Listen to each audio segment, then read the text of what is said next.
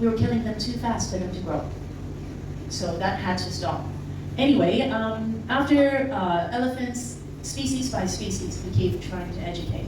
Now, what can you do at home? I mean, really, I think you can control the plastic use. Sometimes you can talk to your friends. Maybe you go shopping, use recyclable bags. But I think also, being in your position, sometimes it's kind of tough. I really can understand that. I have 2 housekeepers helping me at home. One just went home yesterday, and she'll be gone for a month and a half. She hasn't seen her 2 boys for about 3 years because of COVID. I feel so bad about it, so give her a longer vacation, and she needs to go back. And it's a good thing, it's a blessing that her boys haven't turned bad. They're good boys. So they're always FaceTiming at night, and I say hi to them, but they're good boys. But really, I understand it's a tough job, and for my housekeepers, the worst part is, they don't really have to look after me, it's the animals. I mean, I have about roughly 60 birds. Wow. That is a lot of bird cages. That's a lot of poop. Every day there's lots of trays of poop, okay? So that's not a good thing. And then of course I have turtles. My big turtle that's out in my yard is something I could sit on it and she can still walk. Wow. She is an Aldabra. So when she poops, they're like hamburgers. wow. So huge. And every day she poops. And every day she eats. And she's very cute. She has a very big, it's a dog bowl. She eats from a dog bowl. Big red dog bowl. So she's very eager. In the morning, she knocks on there's a glass panel to the garden, and she just waits there. And then you come with a red bowl, she's like, oh wow, she's so excited. And you can wash her, you can bathe her, give her a shower, scratch her neck. She just stretches out. She loves people. And so, I've got a couple of grandkids now. They come by and they feed the turtle, and everyone loves the turtle. But still, it's a lot of maintenance. And when you're doing a job, sometimes you feel that your employers really don't. Does this not happen? We're out? Yeah.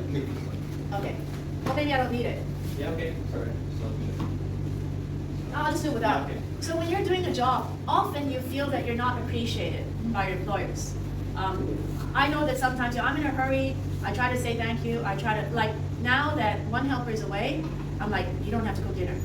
I either cook it or I arrange for dinner to be here, because it's just too much work otherwise. But not everyone is considerate. I know that there's a lot of employers that are terrible. They think that you're machines. Yeah. And they Yes. expect you to be able to do everything. Yes. Now, when this happens, I actually believe that if you have pets in the house, they are a blessing. Yeah. Because they are innocent, they are pure, and they always appreciate you. So, the relationship that you have with the pet that you have at home is actually usually a much better relationship than Yes. with your employers. Yeah. And if you do a good job, the pets love you more than they love the employers. That's fine, So yes. So I think when you're here in Hong Kong and you're looking after pets at home, it's really better than not having a pet in the house. That's what I think. I know some people that don't like animals. I can't understand them because I was born with animals. Like when I was a baby, I had a dog sleeping in my bed with me already. My father was one of the founders at Ocean Park. So I grew up with swimming with the dolphins, and there was a seal in my bathtub once because it was sick and they had no room to go there. So I'm used to having lots of animals, and I can't really understand people that are like, ew, get that away. Ooh, it smells, it's gonna bite. But there are a lot of people like that in Hong Kong. And when I see that, I feel sorry for them because they have a different upbringing and they will never experience the joy of a relationship with an animal, which is personally a much better relationship than with a lot of people. Yeah, exactly. Yeah. So what I noticed that can be improved now, sometimes when I go about, because I live near Bowen Road, I see people walking their dogs. And it's important to remember though, if you have bigger dogs, they do need the exercise.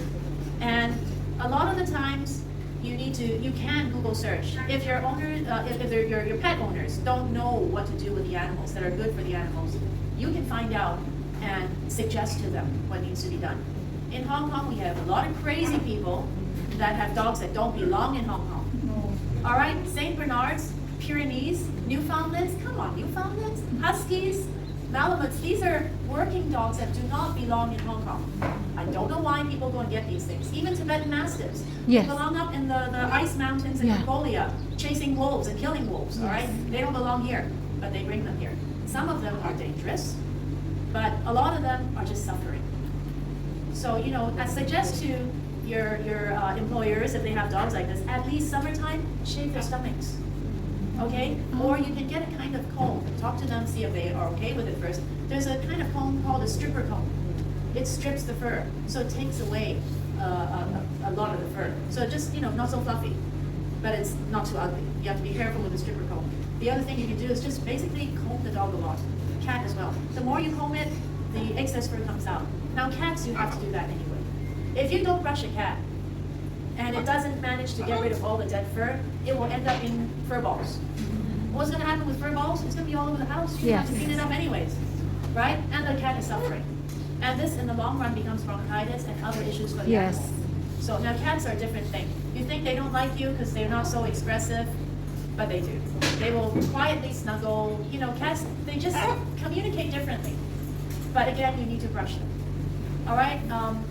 I'm here really for a question and answer session. If you have any questions about any pets that you may have at home that you want to learn about, then go ahead. It was an Arctic fox. Someone bought this thing from China, and they couldn't handle it. So they set it free in the country parks. And then there was a couple that was hiking out in the country parks. So it followed this couple into their car. And these two people were like, wait a minute, this is not a dog. I don't think it's a dog. It looks like a fox, but how could it be a fox in Hong Kong? They didn't know what to do, so they drove to Dai Wai and just decided to give it over to Dai Wai. Because if they brought it to Kaduri Farm or SPCA, AFCD would put it to sleep. It's just the way they do things. You know, does it belong here, they will kill it. So I saw this thing, I brought it home. It was not really tame. We named her Naruto. She was a very sweet animal. She tried to be gentle. But at first, before she learned to be gentle, my hands were bloody all the time. And she was just playing with me. Really, she was just, you know, playing like a dog, but her teeth were like razor blades. And she doesn't act like a dog. She doesn't sound like, oh my God, she sounded terrible. She really sounded so bad. She sounded like something was killing her all the time. But she was happy. And her claws were not like a dog's claws or a cat's. It was straight out. Because they dig a lot. They dig for things. So the claws stick out more. And she liked being an Arctic fox. They hunt in the snow. So when they see something moving, they jump up and boom, they land on it to kill it, right? So this happened a lot to my feet. And her husband's feet. Because when we're sleeping, our toes are under the blanket, and she sees moving feet, she will attack. Wow. And you wake up. You will wake up screaming. Oh my. So yeah, because she would get loose. I would keep her in a container when I'm sleeping, but she would get out. She was so smart. So I kept her for about 9 months. I managed to tame her a lot, but she was still not completely housebroken, so I sent her to somewhere else that could look after her. What the model of the story is really, we need to stop breeding animals for our own gains. But this is an issue I think that won't come into your sphere of what you need to worry about. I know that one of my housekeepers, they've got pigs back home. So she's been buying pigs. That's fine.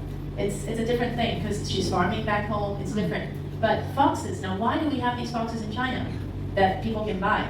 It's because of the fur trade. They were meant for furs. But there's a lot of people now are not buying furs anymore. Yes. They would rather buy something else to keep warm. Why kill an animal? I used to wear furs when I was very young. And then as I got older, because my mother liked furs. Then I got older, I'm like, wait a minute, how many dead animals do I have on me right now? I didn't want to wear this anymore. So I just stopped, right? But since they couldn't sell the foxes for the fur trade, they sold them as pets. And they were selling them on Taobao. And they were making more money. Because for them to sell the fur, they have to grow the fox so it becomes an adult. It costs more money to grow. And then they need to skin the fox, treat the pelt, and get it all clean before they sell it. They sell the pelt for about 100 renminbi. If they sell a baby fox, it's 400 renminbi. And it's fast. So they've been doing a lot of this in Taobao. The people who buy these animals in China as well, they end up realizing they can't deal with it because it's not a dog. They start destroying things in the house. And they will dig out your flooring, they will kill all your clothes and wiring. They're destructive because they are wild animals. So they just go and they set them free. And this has been happening in China as well. So I hope it's a phase that people will grow out of. But the ones in Ocean Park, I think it's because since they built the polar bear exhibit, they've got spare room, they want to fill it with more educational animals, and Arctic foxes are easy to come by. So they brought those in. I think they have some penguins as well. Yeah, I haven't been to Ocean Yes. Park in some time. Yeah. Sarah, Yeah. sometimes In fact, for most so-called liberations, it's very bad. You have idiots, really stupid people taking red eared tarpons, which are they're freshwater turtles, like this one is a freshwater turtle, and they go and toss it into the ocean. They're still doing it. I thought we made enough noise so people understand, but no, they're still doing it. And they're so easy to buy. So one of my ideas is, if you can't control the population, try to control the traders. So slowly, I'm working on hopefully pushing legislation with the Hong Kong government to control sales. Because if you're in America, for example, and you want to buy a parrot, get in line. Maybe you'll have to wait, what? You want a macaw? Wait 5 years. You want one of these? Wait 3 years. You don't have to wait. It's not just if you have money. Okay, I got a lot of money, I put my money down, you still gotta wait. Because you have very good breeders that have their beloved birds at home. They don't want to breed them too much. They take their time, make sure the birds are healthy before they allow them to breed. Then they produce very strong babies. In Hong Kong, what's happening is we have what we call backyard breeders. A lot of these people, they just want to make a little bit of money. They have lovebirds or cockatiels, and these are quite cheap. So they just let them breed, and they're very easy to breed. Have a little wooden box, they breed, but they breed nonstop. And these hens are having like maybe 4 clutches a year, and they end up just being skin and bones. And if they fly and they drop, they could be breaking the bones like that because they're losing so much calcium. And a lot of these people, they don't know how to help them replenish their supplements. They don't know how to use it. So one of the things we want to target, of course, also is people that are doing too much of this irresponsible breeding. Responsible breeding, yes. But the stuff where, I see online, people are saying that, we have lovebird babies, just bring 2 bags of bird food and we'll trade. I mean, that's how cheap things have become. I remember the first lovebird I bought in America. I was 12 years old. I had to save up for it. That bird was over $100 US. And I really looked after that bird. My mom still has that bird, actually. So they have a very long life. That's another thing about parrots. They live a very long life. McFly is in fact, all of these are gonna outlive me. He's gonna be over 100 years old. These we're looking at 60 to 80. So even the small parrots, now, different from dogs. With dogs, the bigger the dog, the shorter the life. The smaller the dog, the longer the life, right? But with parrots, the smaller the parrot, the shorter the life, usually. So the big ones, like over 100 years, all right? African greys, there's one I know in Holland now that's 99. So of course it's up to how you maintain your diet and everything. It's like humans. If you live in an environment that's very polluted, you're eating bad food, you don't look after yourself, you don't sleep, you don't, take care of yourself, then you die early. Yes. Same thing, So taking care of your pets isn't just about their physical needs though. A lot of people, they just think, okay, it has food, fine, I'm done. It's about the interaction. It's about love. Yes. It's really about love, okay? But what you give them, you get back. Unlike a lot of your employers, I'm sure. So, so it's worthwhile. It's a great investment. So, any other questions? Yeah. I realize that there's such a big demand